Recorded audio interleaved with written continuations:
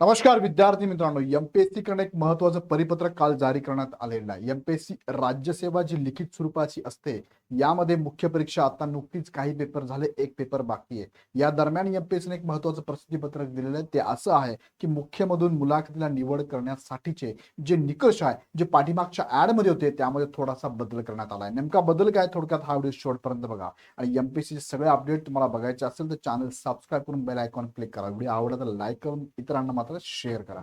जाऊया मुख्य मुद्द्याकडे, पण तत्पूर्वी सांगू इच्छितो की एमपीएससी कडनं ग्रुप बी चा फॉर्म सुटलेला 30 एप्रिल फॉर्म भरायची लास्ट डेट आहे. तुम्ही जर भरला नसेल तर भरून टाका. आणि ग्रुप सी चे फॉर्म सुटणार, त्यासाठी इग्नाइट अकॅडमीची लाईव्ह प्लस रेकॉर्ड बॅच, आपली ग्रुप बी आणि सी ची पूर्व परीक्षेची एक बॅच आहे आणि पूर्व प्लस मुख्याची पण बॅच आहे. दोन्ही पण बॅचेस पैकी कोणतीही बॅच तुम्ही घेऊ शकता. ह्या बॅचेस मध्ये तुम्हाला टू द पॉईंट शिकवणारी टीम आहे.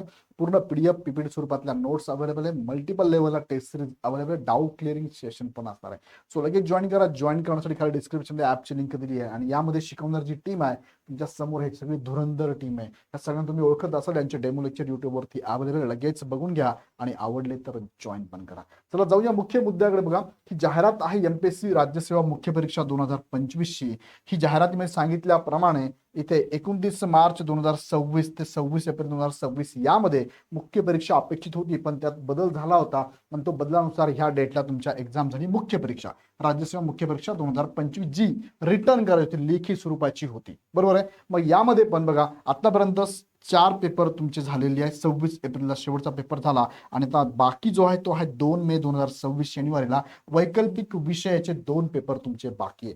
टोटल जर बघितले तर पेपर किती आहे, टोटल 9 पेपर आहे. पण आता 9 पेपर पैकी पूर्वमधून तुम्हाला माहिती असेल, पूर्वमधून मुख्य परीक्षेला निवड होत असताना किती विद्यार्थ्यांची निवड केली जाते, तर लिखित स्वरूपात त्यांनी दिलेले 12 पट उमेदवार निवडले जातात. पण कॅटेगरीचा विचार करता, ओपनचा विचार करता साधारणतः 15 ते 8 पट उमेदवार मुख्य परीक्षेला निवडले जातात.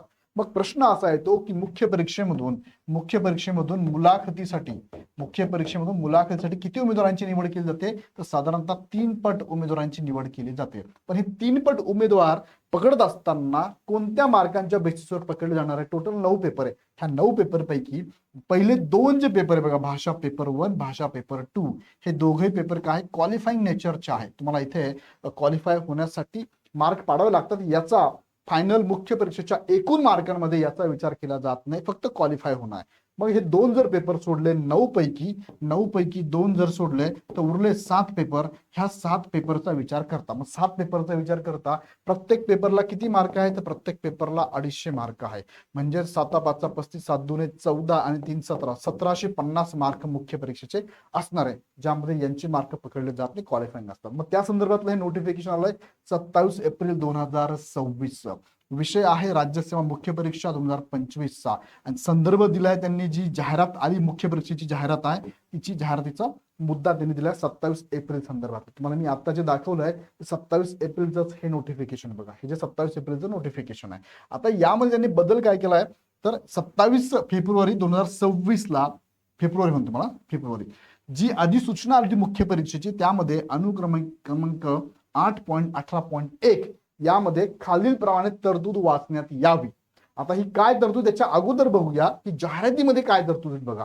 जुनी जी जाहिरात आहे त्यामध्ये तरतूद होती बघा, की तरतूद मुख्य परीक्षेचा निकाल लावण्यासंदर्भात संबंधित संवर्गाकरिता भरावयाच्या एकूण पदांपैकी प्रत्येक प्रवर्ग उपप्रवर्गासाठी सुमारे 3 पट उमेदवार मुलाखतीकरिता उपलब्ध होतील. याच्यात काही बदल नाही, 3 पट होतं ऍडला, आता पण 3 पटच आहे. फक्त पुढचं जे वाक्य बघा, अशा रीतीने दोन्ही पेपरच्या, दोन्ही पेपरचे म्हणजे कोणते, मुख्याला 2 पेपर नाहीच आहे, मुख्य पेपरला आता किती 9 पेपर आहे. मग हा बदल तिथे केलाय. दोन्ही पेपरच्या एकत्रित गुणांच्या आधारे गुणांची किमान सीमारेषा कट ऑफ लाईन निश्चित करण्यात येईल. सदर सीमारेषा सर्व उमेदवारांसाठी एकच किंवा प्रत्येक सामाजिक प्रवर्ग उपप्रवर्गासाठी तसेच समांतर आरक्षणांतर्गत विविध व्यक्तींसाठी वेगवेगळी असेल, असं सांगितलंय. आता यामध्ये बघा बदल काय झाला, थोडक्यात तुम्हाला सांगतो. बघा, हा मुद्दा आता असा असेल, संबंधित संवर्गाकरिता भरावयाच्या एकूण पदांपैकी प्रत्येक प्रवर्ग उपप्रवर्गासाठी सुमारे 3 पट उमेदवार मुलाखतीसाठी उपलब्ध होतील. यात काय बदल केलाय का नाही, 3 पटच असतील. म्हणजे जागा जर राज्यसेवेच्या एखाद्या पदासाठी आपण या डेप्युटी कलेक्टरचे सपोज 100 एवढ्या जागा आहेत, 100 आहे, तर त्याच्यात 3 पट उमेदवार म्हणजे 300 उमेदवार इथे डेप्युटी कलेक्टर ह्या पदासाठी मुलाखतीला असतील. पुढे काय असेल बघा, अशा रीतीने मुख्य परीक्षेतील अर्हताकारी पेपर म्हणजेच काय क्वालिफाईंग, जे तुम्हाला दोन बोलले ना भाषा पेपर, ते वगळले तर इतर 7 विषयांच्या पेपरच्या एकत्रित गुणांच्या आधारे गुणांची किमान सीमारेषा निश्चित करण्यात येईल.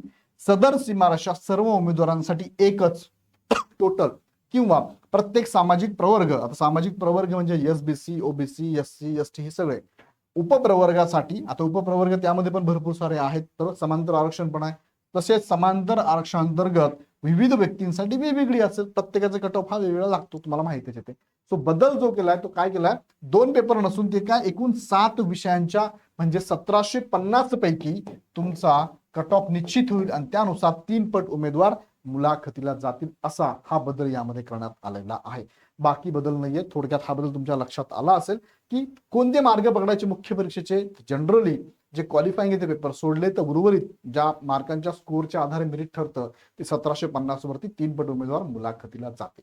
सो अशाच प्रकारचे नवनवीन अपडेट बघण्यासाठी हा चॅनल सबस्क्राईब करून बेल आयकॉन निश्चित क्लिक करा आणि तुमच्या विद्यार्थ्यांना, तुमच्या मित्रांना, तुमच्या सहकाऱ्यांना, तुमच्या ग्रुपमध्ये नक्की व्हिडिओ पण शेअर करा आणि त्यांना पण चॅनल सबस्क्राईब करा. काही प्रश्न असतील तुम्ही आमच्या नंबरला कॉल करू शकता, अदरवाईज ऍप डाउनलोड करून कंबाईन ग्रुप बी आणि ग्रुप सी ची बॅच पण जॉईन करू शकता.